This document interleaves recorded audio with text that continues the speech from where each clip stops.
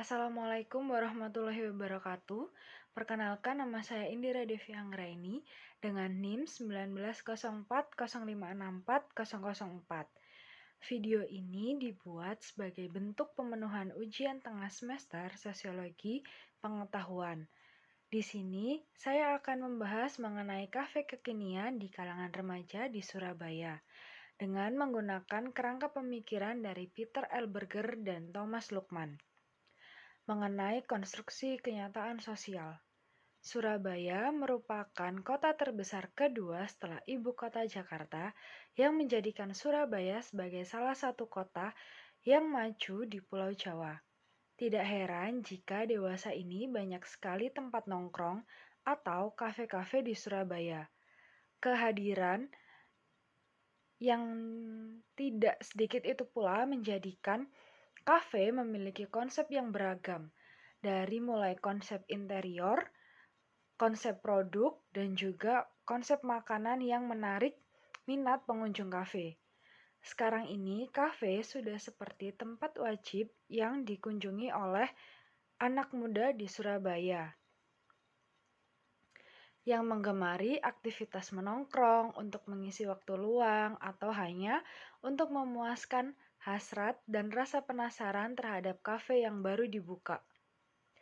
Pertumbuhan kafe memang sudah ada sejak lama, akan tetapi beberapa tahun terakhir menjadi pesat dan juga menyedot perhatian anak-anak remaja atau mereka yang berusia produktif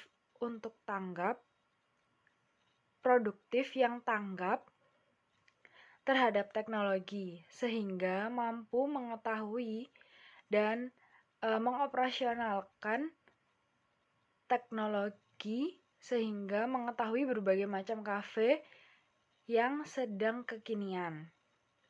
Salah satu artikel menyebutkan terdapat 16 kafe yang menarik dan sebagai tempat nongkrong yang asik serta instagramable yang ada di Surabaya.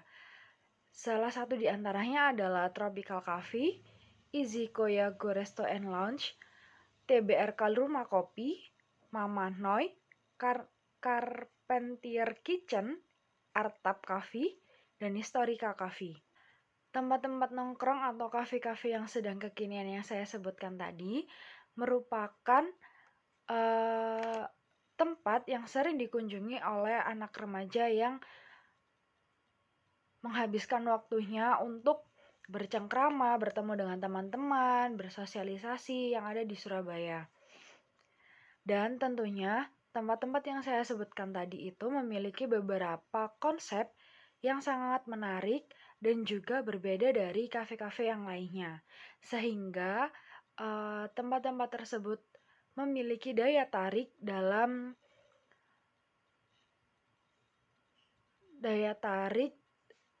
sebagai tempat foto yang asik untuk mereka yang hobi berfoto ataupun hanya sekedar menghabiskan waktu dan bercengkrama dengan teman-teman mereka. Analisis ini menggunakan teori konstruksi sosial dari Peter L. Berger dan Thomas Lukman yang menyatakan bahwa kenyataan itu dibangun secara sosial dan sosiologi pengetahuan harus menjelaskan mengenai apa yang diketahui oleh masyarakat sebagai kenyataan dalam menjalani kehidupan sehari-hari. Ada 3 ciri pengetahuan dalam kehidupan sehari-hari menurut Peter L. Berger dan Thomas Lukman, yaitu yang pertama adalah kenyataan hidup sehari-hari.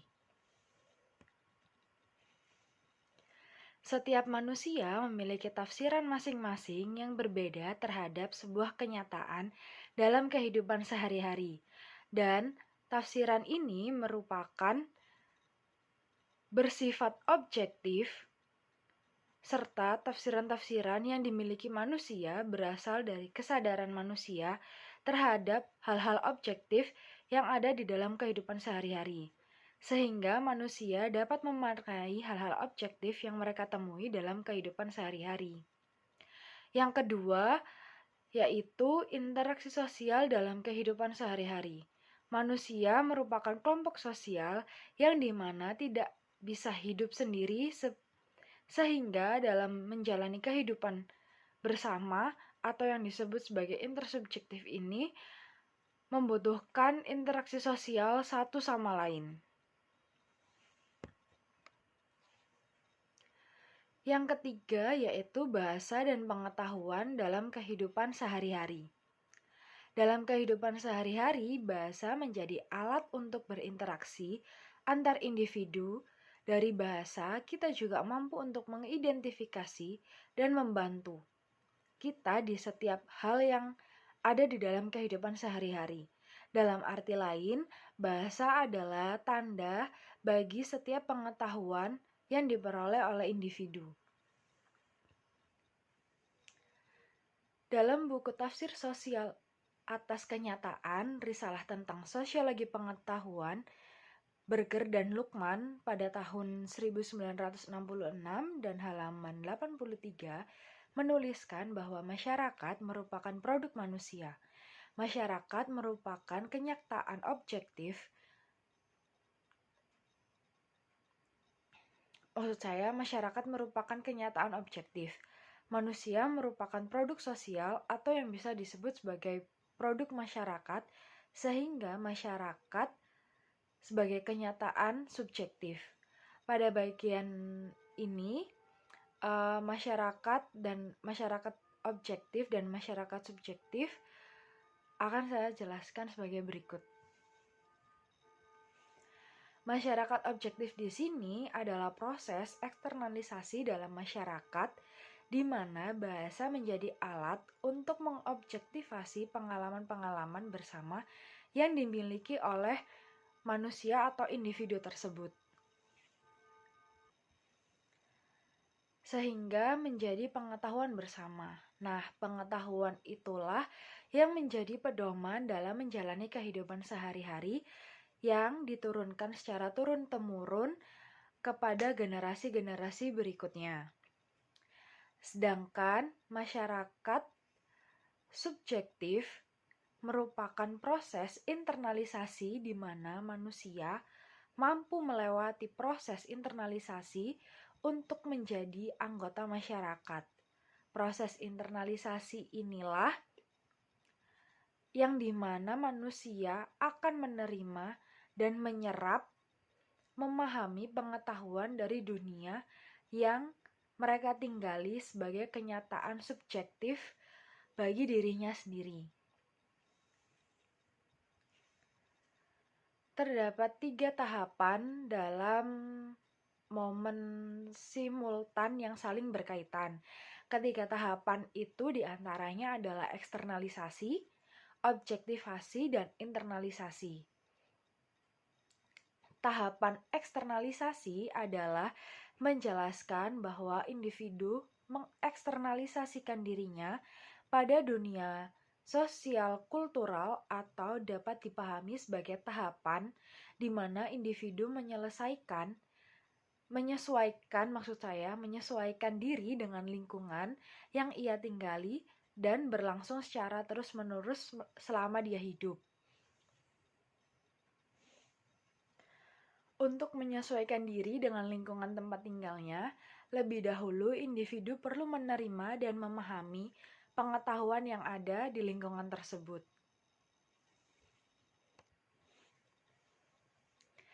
Tahap kedua yaitu tahap objektivasi. Dalam tahap objektivasi ini menjelaskan bahwa setelah proses individu melewati eksternalisasi, maka selanjutnya individu akan melalui proses objektivasi, di mana individu akan melakukan interaksi sosial dengan dunia sosial kulturalnya yang sudah dilembagakan. Proses ini nantinya akan membentuk pengetahuan bersama dari objek tertentu, sehingga menjadi pandangan umum atau pengetahuan masyarakat. Dan yang terakhir, tahapan internalisasi. Proses ini merupakan penyerapan kembali pengetahuan dari dunia yang sudah diobjektivasi ke dalam kesadaran individu, sehingga dapat menafsirkan suatu realitas secara objektif.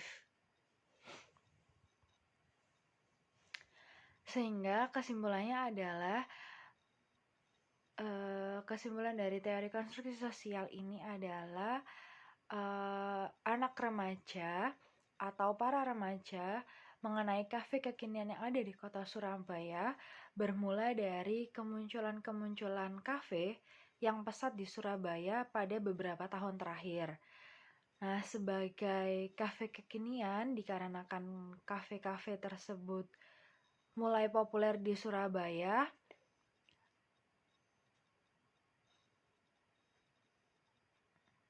banyak dari anak remaja yang menjadikan hal tersebut sebagai konten atau hal menarik yang kekinian di internet atau media sosial. Para pemilik kafe memang mengandalkan dan memanfaatkan media sosial sebagai tempat untuk promosi miliknya atau dapat dipahami sebagai branding kafe kepada masyarakat luas sehingga dapat mengetahui atau mengenal lebih jauh kafe sehingga menarik perhatian para pengunjung, terutama para remaja-remaja di Surabaya. Kafe kekinian cukup memiliki variasi yang cukup banyak, sehingga banyak sekali anak remaja yang gemar berfoto atau juga mereka senang untuk berkuliner, mencicipi berbagai makanan yang menarik dan juga kekinian yang ada di kafe, membuat kafe-kafe kekinian menjadi lebih populer di kalangan remaja dan usia produktif. Hal tersebut juga dimanfaatkan sebagai beberapa contoh, salah satunya yaitu selebgram yang ada di Surabaya. Mereka menjadikan kafe sebagai tempat atau objek background konten kreator mereka dan juga background foto mereka yang memiliki motif ekonomi untuk mengunjungi kafe kekinian. Dan pula para remaja yang tidak memiliki pekerjaan atau yang non-selebgram, kebanyakan dari mereka yaitu mendatangi kafe-kafe kekinian adalah karena mereka tertarik mengenai konsep yang dibawakan oleh kafe tersebut, mulai dari konsep interior ataupun konsep menu makanan yang mereka tawarkan, sehingga hal tersebut menjadi konstruksi kafe kekinian untuk tempat yang nyaman dijadikan kumpul bersama teman-teman dan juga meluangkan waktu saat weekend. Demikian video yang bisa saya paparkan. Wassalamualaikum warahmatullahi wabarakatuh.